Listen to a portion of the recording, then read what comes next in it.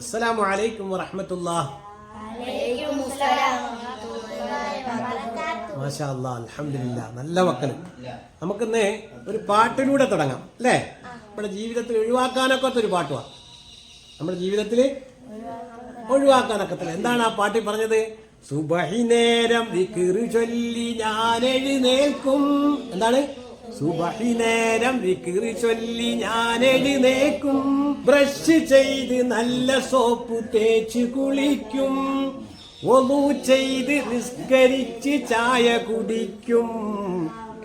Dress ചെയ്ത് പുസ്തകവും പേനയെടുക്കും.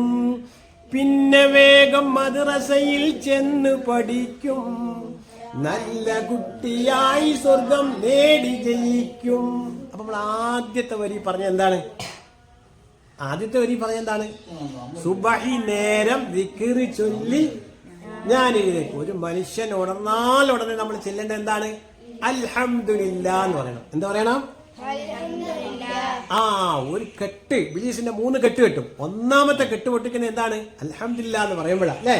അൽഹംദുലില്ലാഹില്ലദീ അഹ്യാനി ബഅദമാ അമാതനി വഇലൈഹിൻ നുശൂർ. അത് ഫുള്ളായിട്ട് നമ്മൾ ചെല്ലണം. ഒന്നെങ്കിലും എന്തെങ്കിലും പറയണം, അൽഹംദുലില്ലാ എന്നെങ്കിലും പറയണം. രണ്ടാമത്തെ കെട്ട് പൊട്ടുന്നത് എന്തുകൊണ്ടാ? മനുഷ്യൻ പോയി ഒന്നും എടുത്തു കഴിഞ്ഞാൽ രണ്ടാമത്തെ ശൈത്താന്റെ കെട്ടും പൊട്ടും അല്ലേ? മൂന്നാമത്തെ കെട്ട് പൊട്ടിക്കുന്നത് എങ്ങനെയാണെന്നറിയാവോ? നിസ്കരിക്കുമ്പോഴാണ്. അല്ലാഹു അക്ബർ എന്ന് കൈകെട്ടി നിസ്കരിക്കുമ്പോൾ എന്തായി മാറിയും? ശൈത്താന്റെ കെട്ടൊക്കെ മാറി നമുക്ക് ഉഷാറായിട്ട് അന്നത്തെ ദിവസം ഒരുപാട് നല്ല കാര്യങ്ങൾ ചെയ്യാൻ പറ്റും.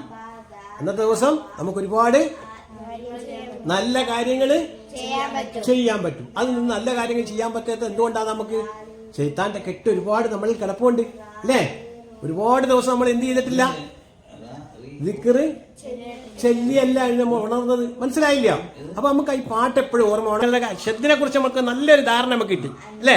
അപ്പൊ മറ്റേ പാട്ട് കൂടെ പഠിക്കണം. എന്തൊക്കെ പഠിക്കണം? എന്താണ്? സുബഹി നേരം ദിക്റ് ചൊല്ലി ഞാൻ എഴുന്നേൽക്കും.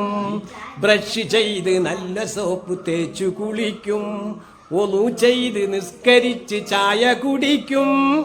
ഡ്രസ് ചെയ്ത് പുസ്തകവും പേനയെടുക്കും. പിന്നെ വേഗം മദ്രസയിൽ ചെന്ന് പഠിക്കും. നല്ല കുട്ടിയായി സ്വർഗം നേടി ജയിക്കും. നമ്മൾ സ്വർഗത്തിൽ നല്ല പദവിയിലെത്തുന്ന ഒരു പരിപാടി. മദ്രസയിൽ എല്ലാ ദിവസവും വരണം, മുടങ്ങരുത്. കാരണം എന്താ? നല്ല കാര്യങ്ങൾ പഠിക്കാൻ എവിടെ പോകുന്നത്? നമ്മള് മദ്രസയിൽ പഠിക്കുന്നത്. നമ്മൾ ഒരുപാട് നല്ല പാട്ടുകളൊക്കെ പഠിച്ചിട്ടില്ലേ? അള്ളാഹിന്റെ റസൂലിനെ പഠിച്ചില്ലേ? നമ്മള് മുത്തുനബിയുടെ ചരിത്രങ്ങളൊക്കെ പഠിക്കണ്ടേ? നല്ല നല്ല ആൾക്കാരുടെ ഒക്കെ ചരിത്രങ്ങളൊക്കെ എവിടെ പഠിക്കാനൊക്കത്തുള്ളൂ. നമുക്ക് മദ്രസയിൽ നിന്ന് പഠിക്കാനൊക്കത്തുള്ളൂ അല്ലേ? ഒരുപാട്